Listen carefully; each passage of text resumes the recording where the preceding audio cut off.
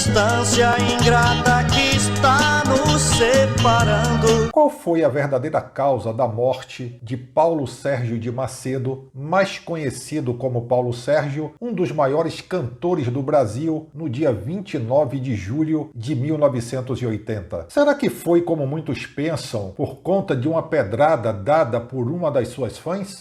Bem, é sobre isso que nós vamos falar neste vídeo, mas antes eu quero me apresentar para você que ainda não me conhece. Muito prazer, eu sou o Hafner e falo aqui da cidade do Porto, Portugal. Seja bem-vindo, seja bem-vinda ao canal O Voo da Coruja. Já aproveito para te convidar a vir fazer parte desta grande e abençoada família e para isto basta tão somente você se inscrever. Agradeço a você que já é inscrito, já é inscrita, a você que se tornou membro aqui do nosso canal. Agora sim, senta que logo após a nossa vinheta eu te conto tudo.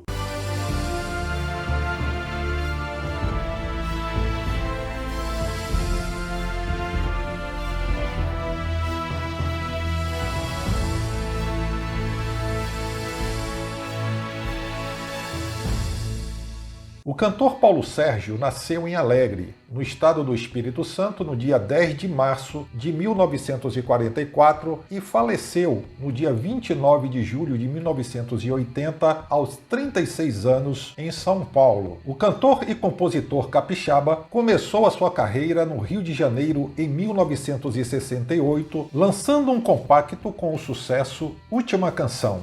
Esta é a última canção. Esse disco obteve sucesso imediato e vendeu mais de 60 mil cópias em apenas 3 semanas, transformando seu intérprete num fenômeno de vendas. Que eu faço pra você. A despeito da curta carreira, Paulo Sérgio lançou 13 discos e algumas coletâneas, obtendo uma vendagem de mais de 10 milhões de cópias em apenas 13 anos de carreira. Sentimental eu sou. Paulo Sérgio foi um cantor que nunca conheceu o fracasso e nem teve fase de decadência. Ele teve uma morte prematura aos 36 anos de idade em decorrência de um derrame cerebral. Primeiro filho do alfaiate Carlos Bitt de Macedo e de Hilda Paula de Macedo, Paulo Sérgio, se não tivesse manifestado desde cedo o intento de tornar-se músico profissional, talvez teria se realizado como alfaiate, haja vista que aos 10 anos frequentava a alfaiataria do pai, aprendendo os primeiros segredos da agulha e da tesoura. Porém, a veia artística já se desenhava cedo. Aos 6 anos de idade, quando em sua cidade natal, Alegre, no Espírito Santo, apareceram as caravanas de artistas de emissoras de rádio do Rio de Janeiro, Paulo Sérgio participou, ao fim do espetáculo, de um mini concurso de calouros. Foi escolhido o melhor dentre vários concorrentes, passando a ser requisitado como atração especial em todas as festinhas da pequena Alegre. Ao chegar no Rio de Janeiro, para onde a família se mudara em metade dos anos 50, a trajetória do menino Paulo ganhou uma nova conotação. Estudou no Colégio Pedro II e morava em Braz de Pina, na zona norte carioca, quando terminou o ginásio. Aos 15 anos, foi trabalhar em uma loja no bairro de Bom Sucesso. Coincidência ou não, era uma loja de discos e eletrodomésticos chamada Casas Rei da Voz. Como tocava bem violão, logo os amigos o incentivaram e Paulo Sérgio começou a mostrar suas composições. Os anos 60 sacudiam a juventude e Paulo Sérgio fez seu batismo no programa Hoje é Dia de Rock, comandada por Jair Thaumaturgo, o mais badalado entre os jovens do Rio. Posteriormente, passaria ainda por muitos outros programas de calouros, como o Clube do Rock, do compositor Rossini Pinto, onde muitos outros ídolos que iriam formar o pessoal da Jovem Guarda se apresentaram. Em 1966, no filme Na Onda do Iê Iê Iê, Paulo Sérgio aparece como calouro do apresentador Chacrinha, cantando a canção Sentimental Demais, de Jair Amorim e Evaldo Gouveia, grande sucesso na voz de Altemar Dutra. Sentimental eu sou. Em 1967, uma nova e grande oportunidade de Paulo Sérgio surgiu, quando um amigo seu foi convidado para realizar testes na gravadora Caravelli, do empresário Renato Gaetani. Paulo, então, prontificou-se a acompanhar o amigo ao violão. Infelizmente não teve sorte, porém durante o teste, Álvaro Menezes, integrante do conjunto Os Selvagens e que era responsável por descobrir novos talentos da Jovem Guarda para a Caravelli, contestou que Paulo Sérgio também cantava e manifestou interesse em ouvir algumas de suas composições. Álvaro assegurou a Renato Gaetani, seu tio, que Paulo Sérgio seria sucesso absoluto e assim um contrato foi prontamente assinado. Mas o sucesso veio mesmo antes de gravar. Álvaro levou várias vezes ao programa Haroldo de Andrade na TV Excelsior e o auditório vinha abaixo ao ouvi-lo cantar Benzinho,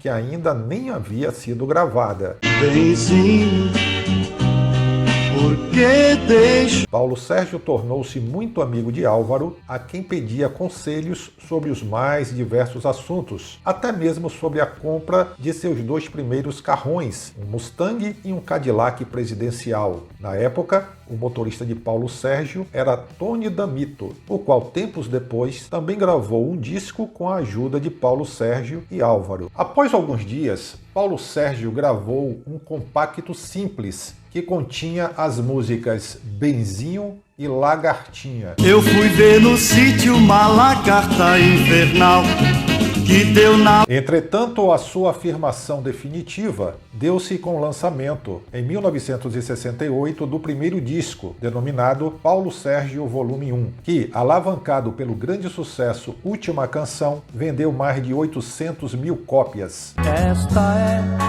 a última canção que eu faço pra... Só que, paralelo ao grande sucesso de Paulo Sérgio, surgiu a acusação de que ele era um imitador do cantor Roberto Carlos, então ídolo inconteste da juventude, dada a semelhança do seu timbre vocal. Como contrapartida, naquele mesmo ano, Roberto Carlos lançaria o álbum Inimitável. Ainda em 1968, Paulo Sérgio se defende sobre as acusações de mero imitador e, em entrevista ao radialista Antônio Aguilar, admite ser fã de Roberto Carlos, que estava somente buscando seu lugar no cenário musical brasileiro e que o seu timbre de voz parecer com o de Roberto Carlos era uma simples coincidência. Já no final da década de 1960, com o fim do movimento da Jovem Guarda, foi contratado exclusivo por Silvio Santos para integrar o elenco fixo de cantores do extinto programa Os Galãs Cantam e Dançam. Apesar de nunca ter pisado no palco do programa Jovem Guarda, chegou a se apresentar com Roberto Carlos nos Galãs, pois Roberto, que na época não era contratado por nenhuma emissora, também era convidado de Silvio Santos. Do sucesso inicial, advieram propostas para que Paulo Sérgio ingressasse numa grande gravadora. Em 1972, este assinaria um vultoso contrato com a Copacabana, o qual, em razão das cifras envolvidas, foi considerado o maior acontecimento artístico daquele ano. Por conta disso, muda-se definitivamente para São Paulo, terra que ele adotou como sua, pelo selo Beverly.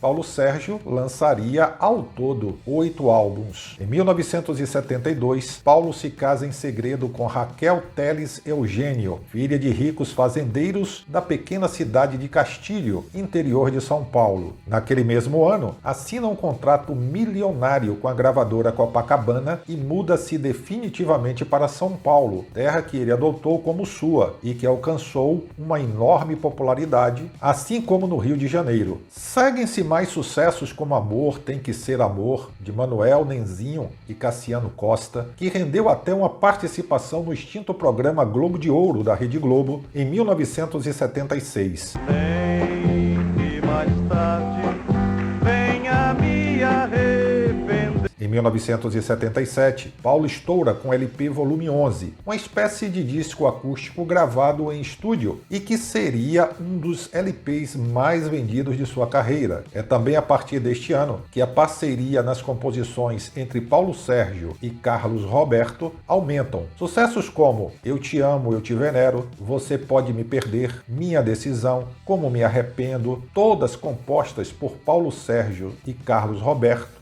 Bodas de Prata, de Roberto Martins e Mário Rossi, ecoam nas rádios de todo o Brasil. Vale destacar que todas as 12 faixas deste LP fizeram sucesso. No ano de 1978, após muitas desavenças, Paulo desquita-se de sua esposa, compra uma chácara na cidade do interior paulista de Itapecerica da Serra e decide isolar-se da vida artística. No início de 1979, Paulo ainda lança o LP Volume 12, com os sucessos Pra Ela, Eu Te Amava, Eu Te Queria, O Trapo, Nos Braços Teus, Se o Mundo Acabar, todas compostas pela dupla. Vamos receber o ídolo Paulo Sérgio! Logo após esse lançamento, permanece quase um ano e meio sem fazer shows, gravar discos ou qualquer tipo de aparição pública. Até que em janeiro de 1980, Paulo Sérgio resolve retomar a sua carreira e faz uma série de shows Brasil afora, principalmente pelo Nordeste. Em maio de 1980, Paulo Sérgio grava aquele que seria o seu último LP em vida, intitulado Volume 13. Sucessos começam de imediato a despontar como O Que Mais Você Quer de Mim, de Mary Claire e Manuel Pinto, e Coroação, de Dino Rossi. No dia 27 de julho de 1980, Paulo Sérgio tem agendada uma gravação nos estúdios da TV Bandeirantes, em São Paulo, no programa Hora do Bolinha, do apresentador Edson Cury. Paulo canta em playback 2 números de seu mais recente disco e se retira dos palcos timidamente. Lá fora, na saída do Teatro Bandeirantes, acontece um incidente que fora o pedestal para culminar em sua morte. Uma mulher, se dizendo fã do cantor, começa a xingar Paulo Sérgio e hostilizá-lo. Paulo procura ignorar o fato, afinal, ele ainda teria mais 2 apresentações em circos diferentes para fazer. Ao arrancar com o seu Camaro de cor gelo, a mulher, ainda disposta a atormentá-lo, joga uma pedra que quebra o para-brisas do seu carro. Já muito nervoso, Paulo sai do carro para avaliar o prejuízo, até ser convencido por seus acompanhantes a esquecer o ocorrido e partir para os shows. É quando Paulo começa a se queixar de dores de cabeça, mas prefere não ir ao médico. Pede a seu secretário que providencie analgésicos, toma 2 de uma só vez e parte para a primeira apresentação, que a faz completa. Na segunda apresentação, Paulo, ao cantar a 5ª música, pede desculpas ao público, diz estar se sentindo mal, com fortes dores de cabeça e que por isso irá se retirar do palco, mas que pretende terminar aquela apresentação numa próxima oportunidade. Aquela promessa jamais seria cumprida. No camarim, Sérgio cai desmaiado devido a um derrame cerebral e é levado às vésperas até o já extinto Hospital Piratininga, na estrada de Itapecerica, zona sul de São Paulo. Devido às condições do estabelecimento, o cantor Paulo Sérgio é encaminhado para o Hospital São Paulo, na região do Ibirapuera. Lá, entra em coma profundo e os médicos dizem que somente um milagre poderia salvar sua vida. Na tarde de terça-feira, 29 de julho de 1980, as condições clínicas de Paulo Sérgio se agravam ainda mais e às 8h30 da noite, os médicos constatam morte cerebral. O cantor só tinha 36 anos de idade, estava no auge do sucesso. Gravou 13 LPs e vendeu mais de 10 milhões de discos. Seu corpo foi levado para o cemitério de Vila Mariana, em São Paulo, e foi velado durante a madrugada e manhã de quarta-feira. No velório em São Paulo, artistas como Valdirene, Marcos Roberto, Celso Ricardi, Cláudio Fontana, Gerry Adriane, Benito de Paula, Christian, Djalma Pires, Edith Veiga, Ed Lincoln e os apresentadores Edson Bolinha Cury, morto em 1998, e Carlos Aguiar, morto em 1995, foram se despedir do amigo pela última vez. No fim da manhã de quarta-feira, 30 de julho de 1980, seu corpo foi levado para o cemitério do Caju, no Rio de Janeiro, a pedido de seus pais, que residiam naquela cidade e achavam melhor que Paulo Sérgio fosse ali sepultado. Às 16h30, foi enterrado ao som de Última Canção, cantada pelas mais de 150 mil pessoas que acompanharam emocionadas a cerimônia. Estiveram presentes em seu velório no Rio de Janeiro Aguinaldo Timóteo, morto em 2021, Antônio Marcos, morto em 1992, Zé Rodrigues, morto em 2009, José Roberto e Renato Aragão, este último muito amigo e fã declarado de Paulo Sérgio. Roberto Carlos não pôde comparecer, mas enviou uma enorme coroa de flores com os seguintes dizeres, abre aspas, meu coração está em luto, pois morreu meu grande ídolo, fecha aspas. No final da década de 80, Paulo Sérgio foi homenageado através do histórico LP Paulo Sérgio e Amigos, um lançamento especial da gravadora Copacabana em parceria com o SBT. No disco póstumo foram feitas junções das vozes de Paulo Sérgio com os maiores expoentes da MPB na época, como Antônio Marcos, Vanderlei Cardoso, Gerry Adriane, Perla, Chitãozinho e Chororó, Ângelo Máximo, Jair Rodrigues, entre outros, a emocionante participação do próprio filho de Paulo Sérgio, então com 12 anos, cantando a música Quero Ver Você Feliz, Meu Filho. Com o peito cheio de saudade, relembro os bons. Foram feitas modificações na letra original pelo compositor Carlos Roberto para que pai e filho pudessem cantar juntos. O disco foi um projeto audacioso e inédito no mundo inteiro, vendendo mais de 2 milhões de cópias e ganhou vários discos de ouro e de platina. Na época, o LP foi feito exclusivamente para ajudar Rodrigo, que passava por problemas financeiros, e todos os artistas participantes cederam seus direitos à criança. Paulo Sérgio foi um excelente cantor e compositor e muito mais teria a oferecer como artista se não fosse sua morte prematura. Apesar da efêmera carreira, Paulo Sérgio deixou uma vasta obra musical e esta merece para sempre ser lembrada. Então, qual é a sua opinião? Você acha que uma pedrada dada por uma das suas fãs foi o que provocou a morte do cantor Paulo Sérgio? Ou você acha que ele já tinha realmente um problema e que o episódio envolvendo essa fã só fez adiantar a sua morte? Ou não foi nada disso? Foi porque realmente chegou o dia e a hora dele partir? Deixa aí o que você pensa no espaço logo abaixo destinado aos comentários. No mais, muito obrigado por sua preciosíssima audiência, muito obrigado por sua inscrição, pelo seu like, pelo seu comentário, pelo compartilhamento deste vídeo. Um forte abraço, Deus abençoe e até a próxima, se Deus quiser.